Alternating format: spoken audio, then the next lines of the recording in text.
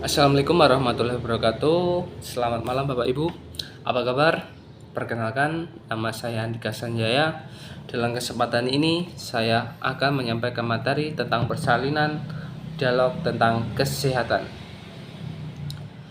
Bapak Ibu sekalian, perilaku hidup bersih dan sehat yang pertama adalah persalinan yang dilakukan oleh seorang ibu hamil. Dilakukan oleh tenaga kesehatan. Hal ini dimaksudkan untuk menurunkan kejadian kematian ibu dan bayi saat melahirkan.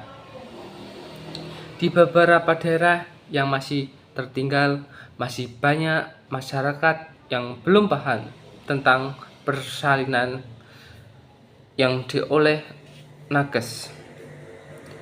Hanya segelintir orang saja yang paham dan mau melakukan dan mempercayai tentang persalinan. Bapak Ibu, bicara tentang persalinan, ditolong tenaga kesehatan, saya ada sebuah cerita.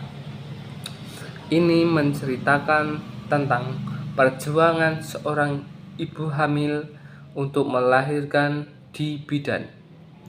Walau banyak mendapatkan pertentangan dari ibunya. Persalinan aman dan nyaman dengan bantuan tenaga kesehatan.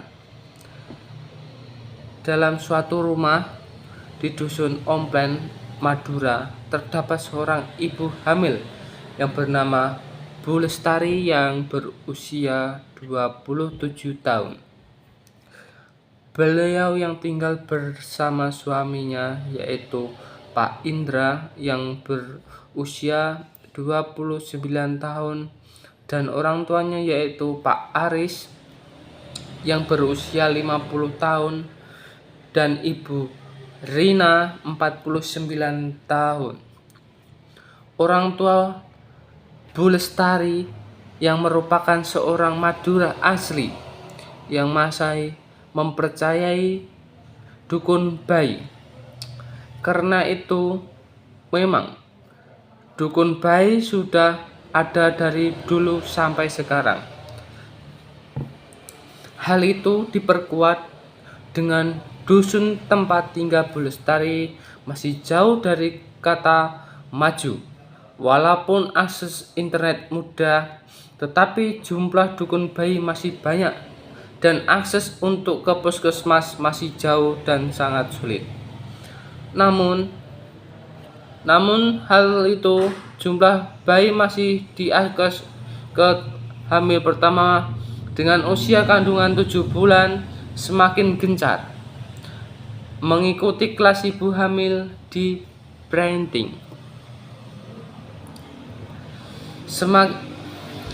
Ia juga tidak segan-segan menempuh jarak yang lumayan jauh dari puskesmas untuk mengecek keadaan anak mereka. Walaupun begitu, ibu ayah Bu Lestari tidak mendukung hal yang dilakukan itu. Mereka beranggapan bahwa jarak ke puskesmas terlalu jauh. Biayanya juga tidak murah.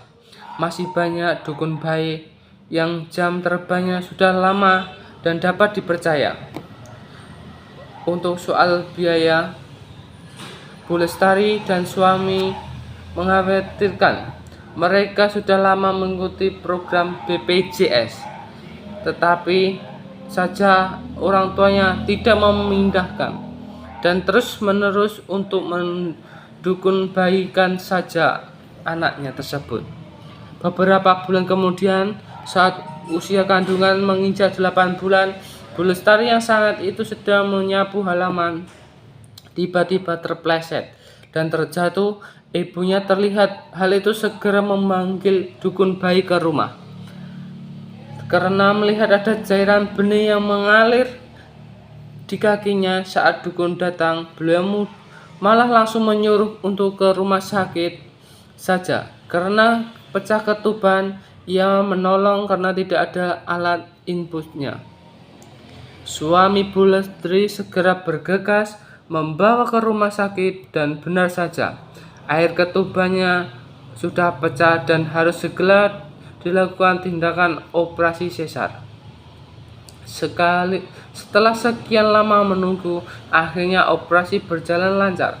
Bu Lestari pun sudah sadar dari efek bisunya, namun tidak dapat biayanya, harus dibawa ke ruang hijau karena kondisi yang masih rentan dan lahir pada usia kandungan 37 minggu.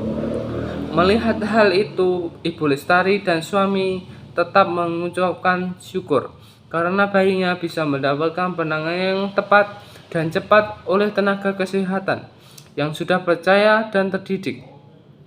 Lain halnya dengan ibunya.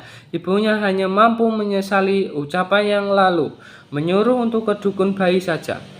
Jika anaknya mempercayainya, mungkin sekarang ia tidak dapat melihat cucunya lagi walaupun sesaat. Jadi, Bapak Ibu, berdasarkan cerita di atas, perjalanan yang kita dapat adalah persalinan dibantu oleh nakes, maka kesehatan ibu dan anak akan lebih terjamin untuk melahirkan dengan bantuan nakes. Oleh karena itu, percayalah tenaga kesehatan Indonesia, karena tenaga kesehatan di Indonesia sudah belajar dengan profesional. Sekian dari saya, Andika Sanjaya. Wassalamualaikum warahmatullahi wabarakatuh.